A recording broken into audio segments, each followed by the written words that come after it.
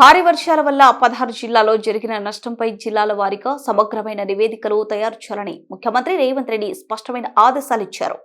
భారీ వర్షాలు, వరదల వల్ల 12 జిల్లాల్లో తీవ్రంగా నష్టం వాటిల్లిందని, పంట నష్టానికి పరిహారం చెల్లించాల్సి ఉన్నందున అధికారులు క్షేత్రస్థాయిలో పర్యటించి వారం రోజుల్లో సమగ్రమైన నివేదికలు అందించాలని స్పష్టం చేశారు.